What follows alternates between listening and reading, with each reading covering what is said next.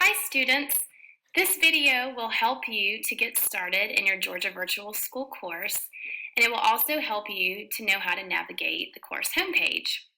So we are looking at a course homepage of a Georgia Virtual School class, and as you can see, there are a few tabs at the top which are pretty important.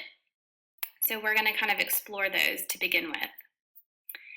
If you click on Assessments, you're going to see your discussions, your Dropbox, your grades, and your quizzes. And those are the four that are the most important. Let me make sure I'm in a student role to give you the student view of a course homepage. So when we click on Assessments and we go into our discussions, this is where you all will participate in the class discussion boards. So kind of scroll down, click on the discussion that you want to participate in, and then you just click on Start a New Thread, and you will be able to type your response, include a subject, and then click Post at the bottom. If you want to upload an assignment, you go to the Dropbox. You're going to click on the assignment that you want to submit. It'll allow you to add a file, so you'll just search for the file on your computer, add the file, and then click Submit once again. If you want to check your grades, you click on the Grades link. This will show you how many points you received, the grade, and then any sort of comments will appear over here on the right-hand side that your teacher may have left you. And as you can see, all of the grades are there for the whole semester. And lastly, if you want to take a quiz, you just click on Quizzes, go into the quiz or test that you want to complete. There will be some instructions.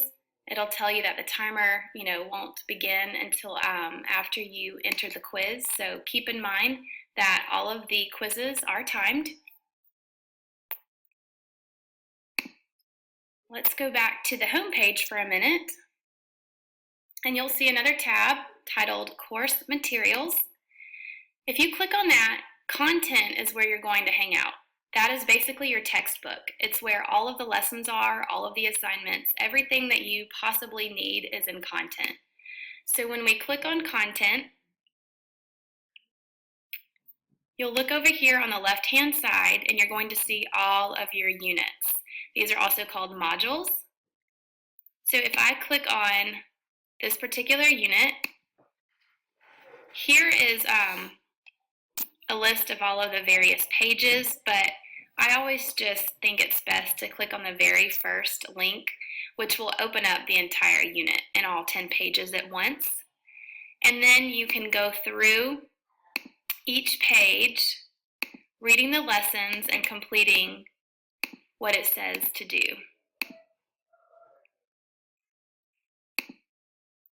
Once again, you get to that area by clicking on your content. Under Student Resources, you'll find a wealth of information, including the Student Handbook, the Media Center link. You can go to the Student Toolbox, which has a lot of good resources and websites, tips. There's all kinds of stuff here. Things about Office 365, Georgia Virtual School resources, etc. And once again, that's in the Student Toolbox. If you want to check out Schmoop, if you want to look at the SAT question of the day, all of this is located here under Student Resources.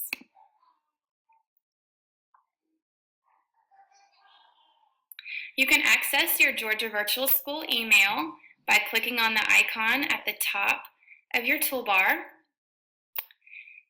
In the classroom bulletin board, which you'll see on the main page, you'll learn how to check your Georgia Virtual School email. You'll also learn how to complete the handbook acknowledgement form. So it's very important to view this as you get started. Over here to the right, you will see teacher information, contact numbers, email address, hours of availability, etc. You can also access your email from the link provided on the right-hand side of the screen. As we continue, you'll see some course information.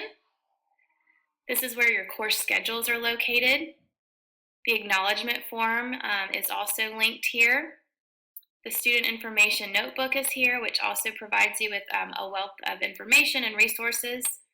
And then if you want to join the weekly synchronous classroom, which is a live chat that your teachers will hold with you each week, you click on the link provided here to join that session. If you want to open up your course schedule, click on the link provided.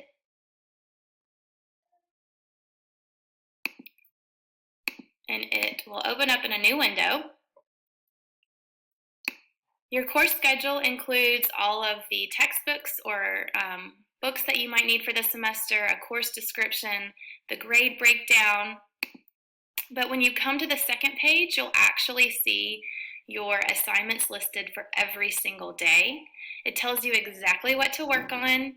All of the graded assignments are in bold. So it's a little difficult to see perhaps on this recording, but when you open the document up on your computer, you should see that some of the assignments are in bold. That means that it is graded. Remember that you have weekly due dates. So every Wednesday you have assignments due. The only exception is the very first week of school. There is not a due date. We just want you to kind of get acclimated to how everything works. But as you continue to scroll through, you'll see all of the Wednesdays are in orange, and that's because they are assignment due dates. So that means everything from Thursday, Friday, Monday, Tuesday, Wednesday will be due on Wednesday at midnight.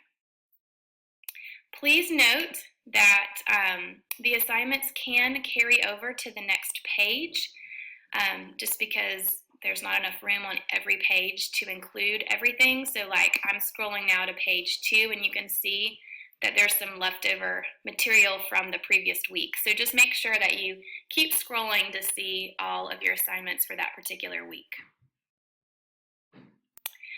If you continue down through your course schedule, you'll find all of the information that's important regarding refunds, withdrawals, the late work policy, school breaks and holidays, etc.